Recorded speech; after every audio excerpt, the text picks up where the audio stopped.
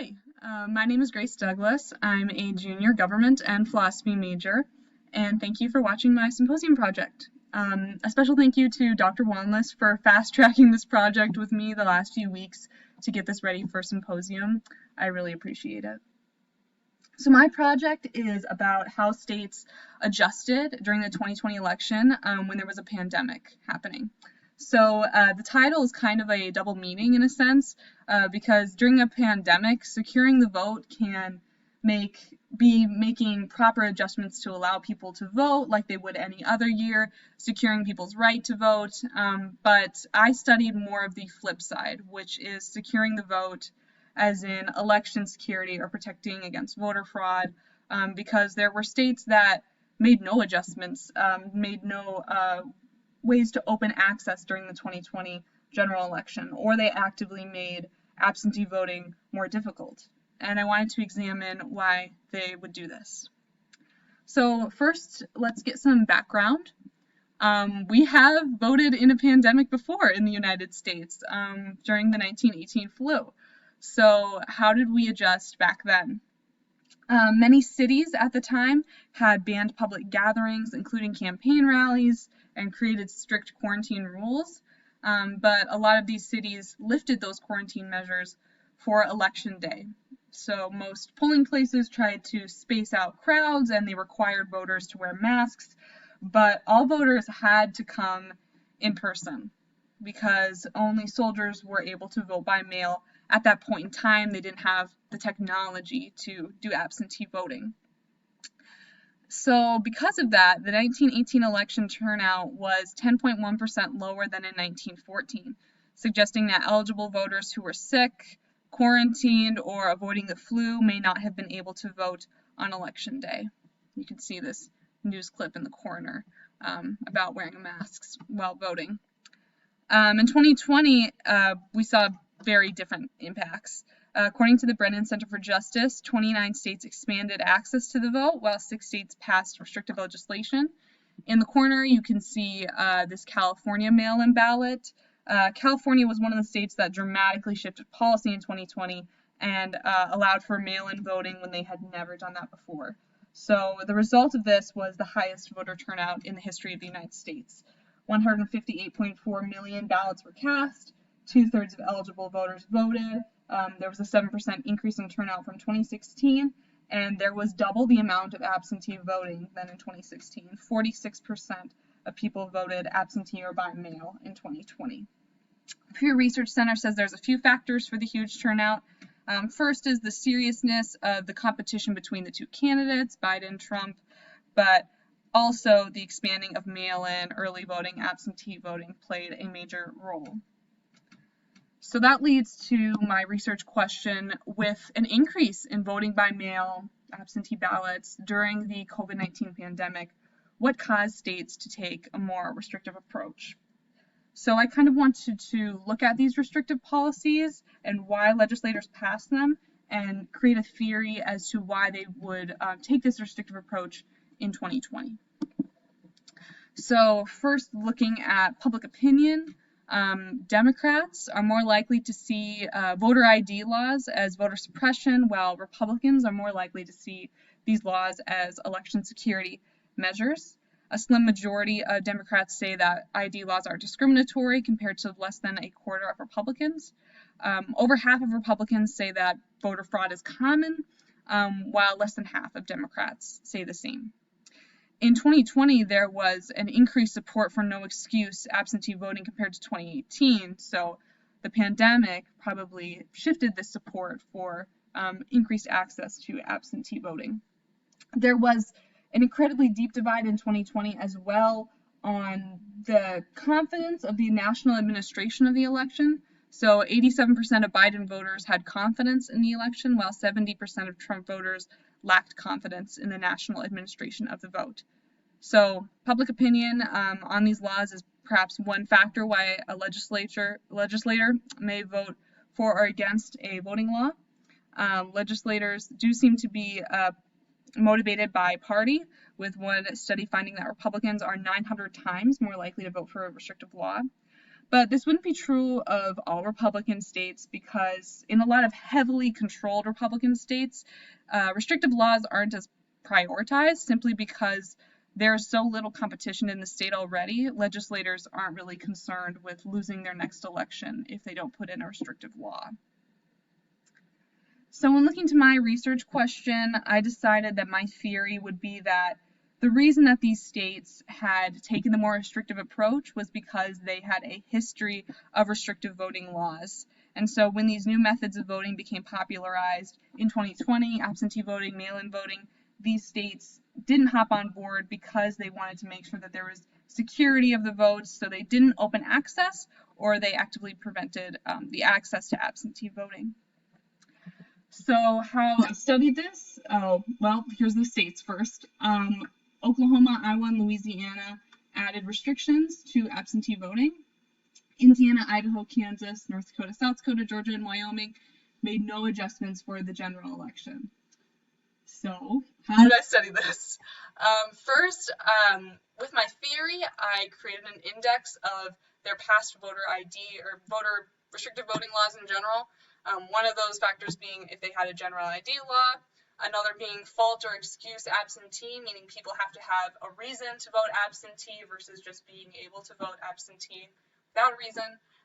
The rules for returning ballots, if those were more restrictive or not, and if they had same-day voter registration.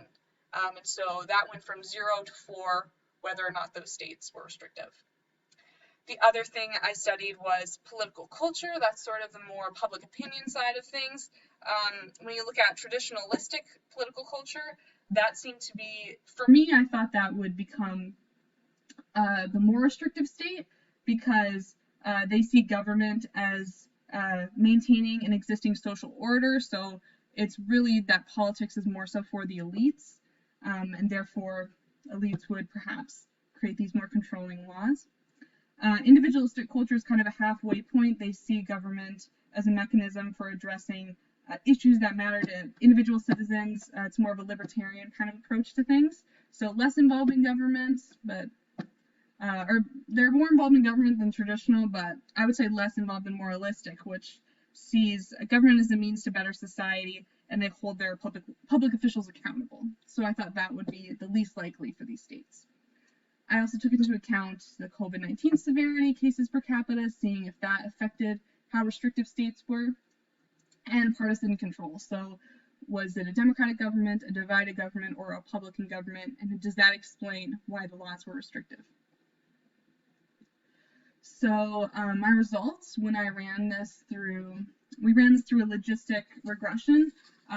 We found that with my current set of variables, it only accounts for or explains 35% of cases, meaning that there are more factors at work when it comes to my research question.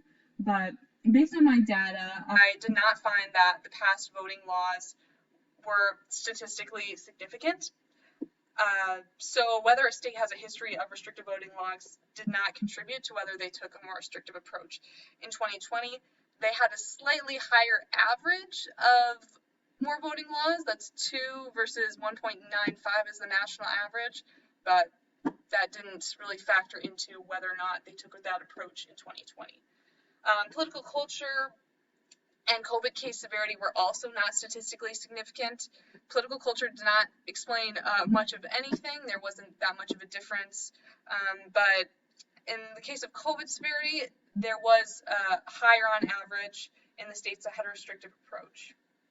So really the only statistically significant variable was partisan control. Republicans were much more likely to take the restrictive approach, while Republicans make up 60% of state legislatures nationwide. They are 90% of the state legislatures I studied were Republican-controlled legislatures. So the other 10% of that was divided governments, meaning that not one Democratic-controlled legislature took the restrictive approach. They all would have increased voting access in some way, shape, or form. This may have something to do with the narratives about the supposed dangers of mail-in voting or increased voting access that the Republican president talked about at the time, or it may be that increased partisanship overall is contributing to the sharp divide, but it would be interesting to study this further, the partisan divide on the issue of voting access.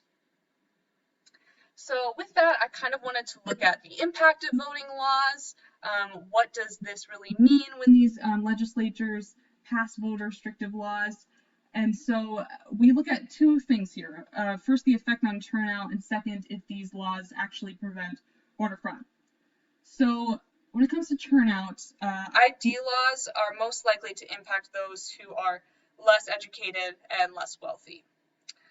States that have added no excuse absentee usually see a slightly positive impact on turnout, but other research has found that that needs to be paired with party mobilization to increase that absentee eligibility. Now, in 2020, during a pandemic, that has changed dramatically because absentees become so much more important, but that's kind of the previous evidence. Vote by mail has increased turnout 10% in Oregon, and same-day voter registration also boosts turnout. So what was the effect of the restrictive approach in 2020 in terms of the impact? I did take a quick look at the states I researched, and I used this Pew analysis over here. Every state had more turnout than the last election, but the states that I studied technically had a lower level than the national average by only 1%. So these states were only losing out 1% less than other states, so it's not super significant in any way, but that's kind of how the data ran there. So preventing voter fraud. Do these laws prevent voter fraud? Research examining the 2012 general election found that states with voter ID laws versus those without voter ID laws were basically indistinguishable in their levels of voter impersonation, and that there's no widespread voter impersonation in general. So there was a similar finding of little evidence of widespread voter fraud during the 2016 election. Though there are often issues with, clerical errors on ballots, voter mistakes, other inefficiencies at the polls, serious voter fraud has empirically been found to be very rare. And there are no peer-reviewed studies really out on the 2020 election and voter fraud, but the consensus so far has been that, the election did not contain widespread fraud in 2020. So with that, it's worth considering if voter fraud is as concerning as politicians are making it out to be. How many restrictive laws are enough? Some state legislatures seem to think that voting laws are becoming even more important after the 2020 election. So this map from 538 shows you all the restrictive laws that have been introduced in state legislatures in 2021, this year alone. So as you can see, there is a clear partisan slant from this year's bills that have been introduced, so it kind of fits with my research findings as well. Georgia is one state that's been in the news a lot recently because of their restrictive laws that they just passed this year and the companies that are boycotting Georgia over it. We can see that there's a lot of partisan tension as a result of these laws being passed. So we're likely going to be talking about these voting laws and their merit over the coming years and the reasons why that they are being passed by these legislatures. My evidence seems to indicate that it is a very partisan issue, so it's important that we continue to look at the evidence of what these voting laws do. Understanding the impact of turnout and voter fraud is really important for making future policy choices based on evidence instead of, a partisan bias or whatnot. So with that, thank you so much for watching and have a great symposium, everyone.